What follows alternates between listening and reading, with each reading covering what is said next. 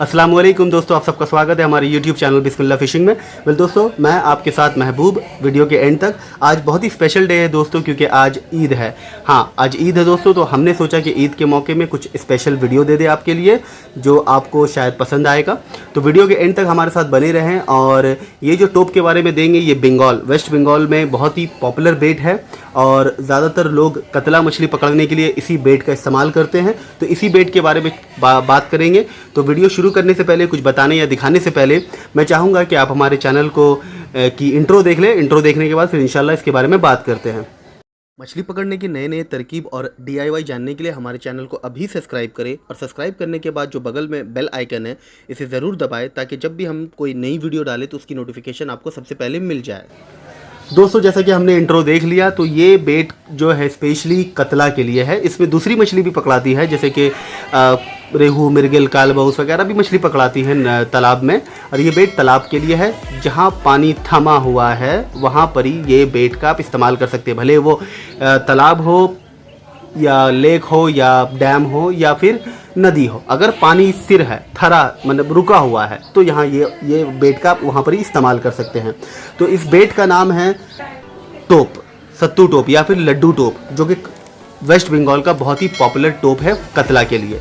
तो इसको बनाने का तरीका बताने से पहले मैं चाहूँगा आपको बता देना कि इसमें इंग्रेडिएंट क्या लगता है, इसमें क्या सामान लगता है, उसको कैसे करके डालते हैं, ये बताएंगे। पहले सामान का नाम बता देंगे, फिर इसको कैसे बनाना है वो बता देंगे, और फिर at the end of the video मैं आपको बता दूंगा कि ये कितने मात्रा में लेना है आपको, मैंने कितना क्वांटिटी में लेना है। ठीक है, तो हमारे साथ बने रहें। तो दोस्तों, जैसा कि सत्तू पुलाव बनाने के लिए, जो कि कतला के लिए बहुत फेमस है और पॉपुलर है, तो इसके लिए जो अव्वल चीज़ आपको लगेगा, सबसे पहले नंबर, वो है सत्तू लगेगा। सत्तू, सतिंदर सत्तू जो होता है वो बहुत बेहतर होगा, या फिर कोई भी सत्तू जो आपके वहाँ पर ही होगा अवेलेबल, वो सत्तू आप, जो सत्तू मिलता है बना करके पीते हैं वगैरह, आपको मालूम होगा, तो वो सत्तू आप ले सकते हैं। दूसरा चीज़ जो इसमें लगेगा वो है भुट्टा का सत्तू, मकई का सत्तू।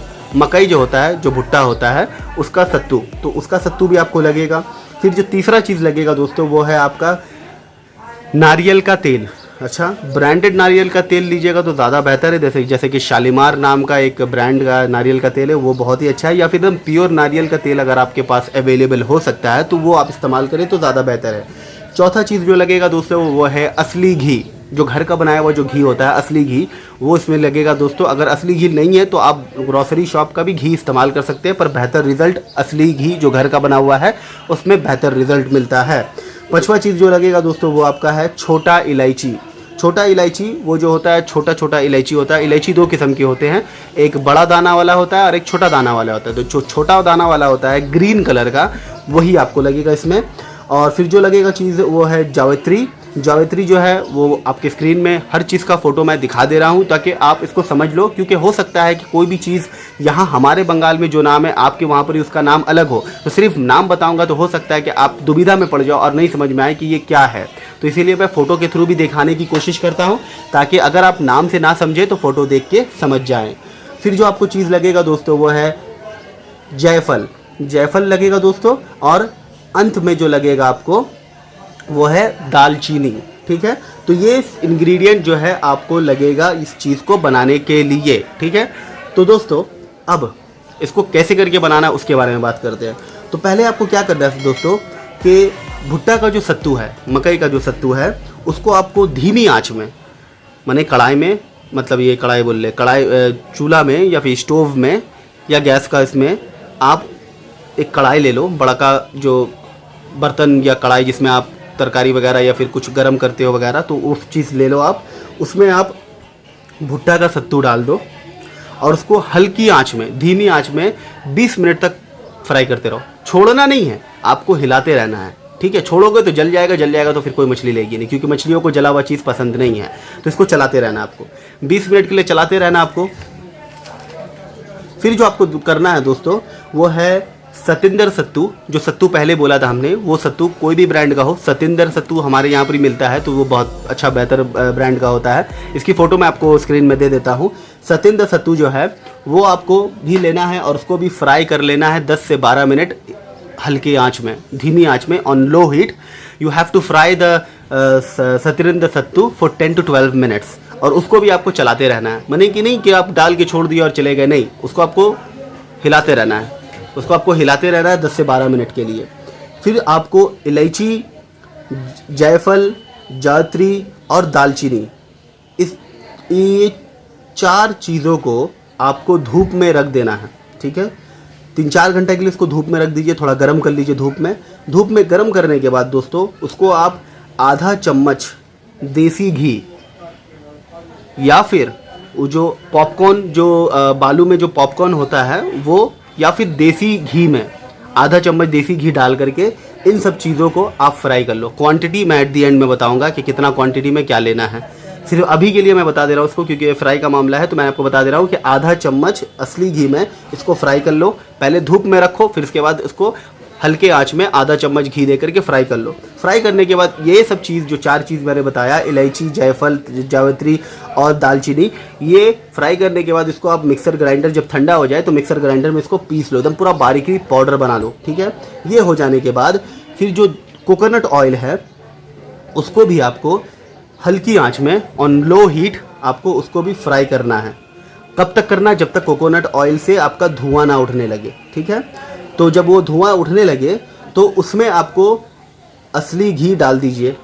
ठीक है, उसमें आप असली घी डाल दीजिए। कोकोनट ऑयल को आप अच्छा से फ्राई कीजिए हल्की आंच में। जब उसमें देखिए आप धुआं निकलने लगे, वो धुआं उठने लगे, तब उसमें आपको असली घी डाल देना है। और असली घी डालने के बाद थोड़ा स्टेयर करने के बाद फिर थोड़ा थोड़ा करके आप उसमें सत्तू, दोनों सत्तू, मकई का सत्तू और जो नॉर्मल सत्तू जो हम लोग को मिलता है सतिंद्र वगैरह का, उसको थोड़ा थोड़ा डालना है और मिक्स करते रहना, थोड़ा डालना, मिक्स करते रहना, थोड़ा डालना, मिक्स करते रहना। बात समझ गए? अब क्या करना है दोस्तों आपको, फिर